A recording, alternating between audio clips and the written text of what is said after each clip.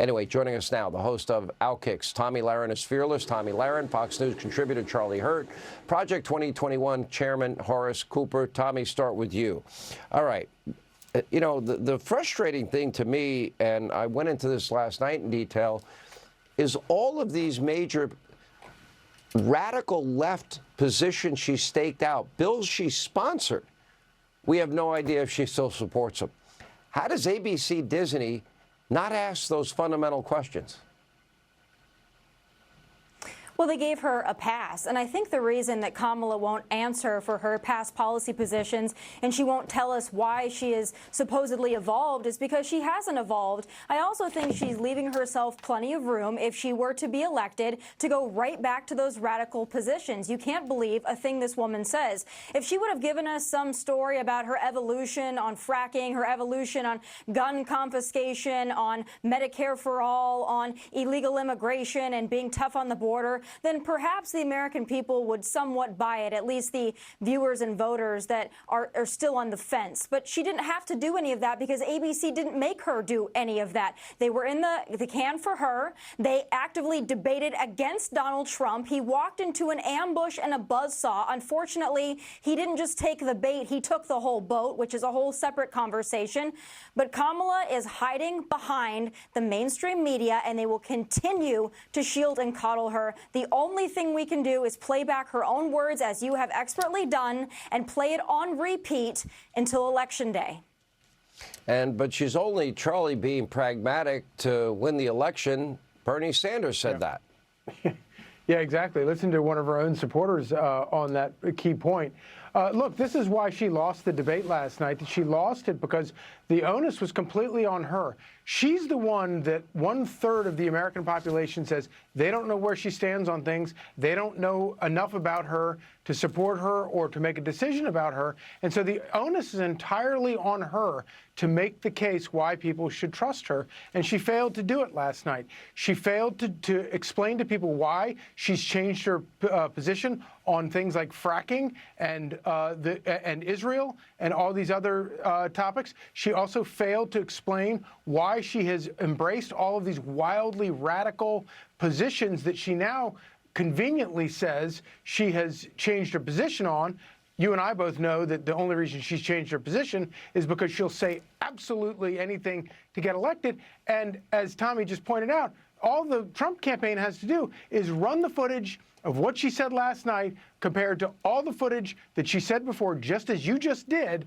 All you have to do is run that and let her sink herself with her own words in their ads. And that's why she lost. People don't trust her. They don't know her. The onus is on her, and she failed last night.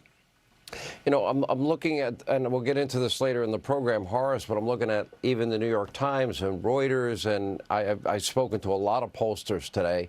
They said no change, no real impact here. And the fact that she was rehearsed, okay, got to give her credit. She did a little homework and she got her prepared lines. ABC did a horrible job in terms of asking really important, pertinent questions that I think the American people need to know before they start voting, and they're starting to vote now. And that, to me, is a colossal failure. They're the biggest loser in all of this. But I guess the question I have for you is, you know, if she can't move the ball because she can't really speak her true beliefs, how does that end, even though she has all the aid and assistance of the media? There's something that happened last night that's actually bigger than the aspirations of former President Trump or Vice President Kamala Harris. And that is that on December 15th, 1791, our founders got ratified the First Amendment. It is the only part of the Constitution that protects a commercial enterprise. That is the Fifth Estate. And they did that for a really, really important reason. When Benjamin Franklin said we had a republic if we could keep it, it was assumed that the media would understand the important role that they have in keeping the American people informed. They're not supposed to be cheerleaders and partisans for one side or the other. They're supposed to give real, straightforward information. Ask questions that will elicit the kind of decision making that voters need. Final point. On abortion, it is pretty clear the left-wing media lives in a progressive enclave, and they don't understand how important the issue is, and their idea of fact-checking is to dismiss the evil of abortion. Black people would be the second largest population in America were it not for the systematic destruction of black unborn babies in this country because of abortion. It happens late term. Just ask Kermit Gosnell about killing babies after they had been born. If mothers hadn't died, we'd never know about it. Shame on the media for not living up to this awesome responsibility that our founders gave them. Well, we all heard Governor Northam, and we all know Tim Walz's radical stance. No restrictions on abortion at all in Minnesota, even in months 7, 8, and 9. You know, you can be a member of the media and to have multiple roles. You can be a talk show host.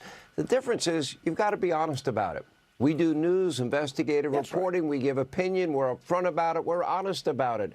We talk about culture. We talk about sports. We're like a whole newspaper, but they claim to be journalists. At ABC Disney, it doesn't exist. Thank you all.